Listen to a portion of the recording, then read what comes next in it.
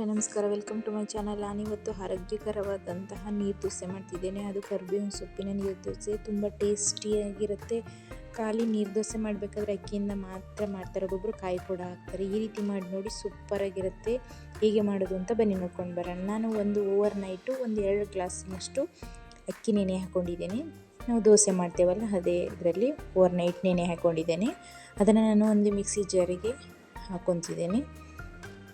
ಅದಕ್ಕೆ ನಾನು ಈಗ 4ರಿಂದ 5 ಗರಿಯಷ್ಟು ಕರಿಬೇವಿನ ಸೊಪ್ಪು ಹಾಕ್ಕೊತಿದ್ದೇನೆ. ಅದಕ್ಕೆ ಸ್ವಲ್ಪ ಒಂದು ಅರ್ಧ ಈರುಳ್ಳಿ, ಆಪ್ಷನ್ ಬೇಕಂದರೆ ಮಸಾಲೆ ಟೈಪ್ ಇರುತ್ತೆ, ಯಾವುದು ಚಟ್ನಿ ಬೇಕಂತಿಲ್ಲ. ಇದು ದೋಸೆ ತಿನ್ನಲಿಕ್ಕೆ ಸೂಪರಾಗಿರುತ್ತೆ. ನಾನು ಒಣಮೆಣಸಿನ ಹಣ್ಣನ್ನು 2 ಹಾಕ್ಕೊತಿದ್ದೇನೆ. ಇದನ್ನು ಹಾಕ್ಕೊಂಡು ನೀರು ದೋಸೆ ಯಾವ ರೀತಿ ರುಬ್ಕೊಳ್ತೇವೋ ಅದೇ ರೀತಿ ನೀರಾಗೇ ಮಾಡ್ಕೋಬೇಕು ಇದನ್ನು ದೋಸೆನ. ಇದು ರೋಸ್ಟ್ ಟೈಪ್ ಮಾಡಿದ್ರೆ ಸೂಪರಾಗಿ ಕೂಡ ಇರುತ್ತೆ, ಟೇಸ್ಟಿಯಾಗಿ ಕೂಡ. ಮೊಸರಲ್ಲಿ ಕೂಡ ತಿನ್ನಬಹುದು, ಅಷ್ಟು ಟೇಸ್ಟಿಯಾಗಿ ಕೂಡ ಇರುತ್ತೆ ಇದು. ನಾನು ಸ್ವಲ್ಪ ನೀರು ಹಾಕಿ ಒಂದು ಮೀಡಿಯಮ್ ಹದದಲ್ಲಿ ನೀರು ಹಾಕ್ಕೊತಿದ್ದೇನೆ. ನುಣ್ಣಗೆ ರುಬ್ಕೋಬೇಕು, ಸ್ವಲ್ಪನೂ ಅಕ್ಕಿ ಇರಬಾರ್ದು. ನಾವು ನೀರು ದೋಸೆನ ಎಷ್ಟು ತೆಳುವಾಗಿ ಮಾಡ್ಕೊತೀವೋ ನೀರು ಹಾಕಿ, ಅದೇ ರೀತಿ ನೋಡಿ ಆಗಿದೆ. ಈಗ ನೋಡಿ, ಇಷ್ಟು ನುಣ್ಣಗಿರಬೇಕು ಅದು ನೀರು ದೋಸೆಗೆ. ನಾನು ಈಗ ಒಂದು ಪಾತ್ರೆಗೆ ಹಾಕ್ಕೊತಿದ್ದೇನೆ. ಈಗ ನಾನು ಎಷ್ಟು ಹಾಕ್ಕೊಂಡಿದ್ದೇನೆ, 1 ಗ್ಲಾಸು 2 ಗ್ಲಾಸದಷ್ಟು ನೀರು ಹಾಕ್ಕೊಂಡು ನೀರು ರೀತಿಯೇ ಮಾಡ್ಕೊಂಡೆ. ನಾವು ನೀರು ದೋಸೆ ಯಾವ ರೀತಿ ಅದೆಲ್ಲ ಮಾಡ್ಕೋತೀವೋ ಆ ರೀತಿ ಮಾಡ್ಕೊಂಡ್ರೆ ಆಯಿತು. ಇದಕ್ಕೆ 2 ಲೋಟದಷ್ಟು ನೀರು ಹಾಕಿ ನೋಡಿ, ಇಷ್ಟು ನೀರು ರೀತಿ ಹಾಕಬೇಕು. ನಾನು ಸ್ವಲ್ಪ ಹಾಕ್ಕೊತಿದ್ದೇನೆ ನೀರನ್ನ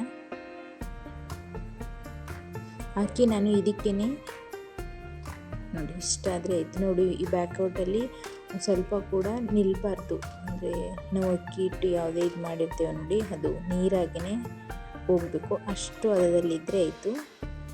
ಈಗ ನಾನು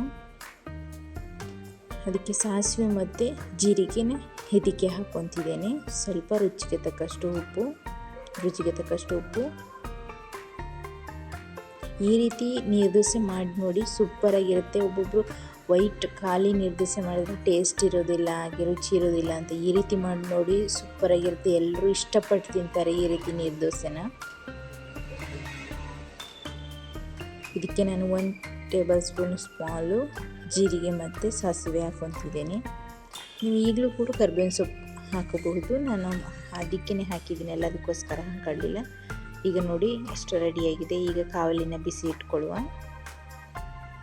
ತುಂಬ ಚೆನ್ನಾಗಿ ಕಾವಲಿ ಬಿಸಿ ಆಗಬೇಕು, ಹಾಗಾದರೆ ಚೆನ್ನಾಗಿ ಹೇಳ್ತವೆ ನೀರು ದೋಸೆಗಳು. ಬಿಸಿಯಾದ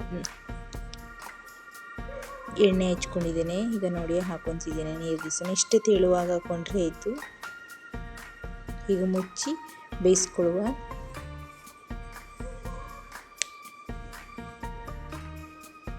ನೋಡಿ ಬೆಂದಿದೆ, ನೋಡಿ ಎಷ್ಟು ಚೆನ್ನಾಗಿ ಬಂದಿದೆ. ಇದಕ್ಕೆ ನೀವು ಸ್ವಲ್ಪ ಕಾಯಿ ತುರಿ ಕೂಡ ಹಾಕಬಹುದು, ಚೆನ್ನಾಗಿ ಬರುತ್ತೆ.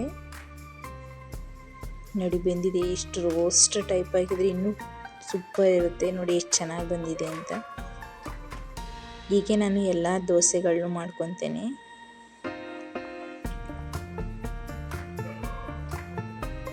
ನಾನು ಸರ್ವ್ ಮಾಡ್ಕೊತಿದ್ದೇನೆ. ನೋಡಿ, ಎಲ್ಲ ದೋಸೆ ಮಾಡಿ ಸೂಪರಾಗಿರುತ್ತೆ. ಇದ್ರ ಜೊತೆ ಕಾಂಬಿನೇಷನ್ ನೋಡಿ ಎಷ್ಟು ಸಾಫ್ಟಾಗಿ ಕೂಡ ಬಂದಿದೆ ಅಂತ.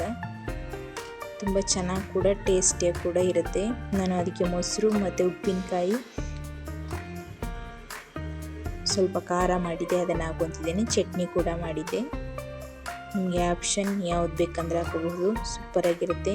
ನೀವು ಮನೇಲಿ ಟ್ರೈ ಮಾಡಿ ಹೇಗೆ ಬಂದಿದೆ ಅಂತ ಕಮೆಂಟ್ ಮುಖಾಂತರ ತಿಳಿಸಿ. ನೀವು ಮನೇಲಿ ಟ್ರೈ ಮಾಡಿ, ಆರೋಗ್ಯಕರವಾದಂತಹ ಒಂದು ದೋಸೆ ರೆಸಿಪಿ ಅಂತಲೇ ಹೇಳ್ಬೋದು ಇದನ್ನು. ಈ ವಿಡಿಯೋ ಹೊಸ್ದಾಗಿ ನೋಡ್ತೀರಿ, ಒಂದು ಸಬ್ಸ್ಕ್ರೈಬ್ ಕೂಡ ಮಾಡ್ಕೊಳ್ಳಿ. Thank you for watching. ಧನ್ಯವಾದಗಳು.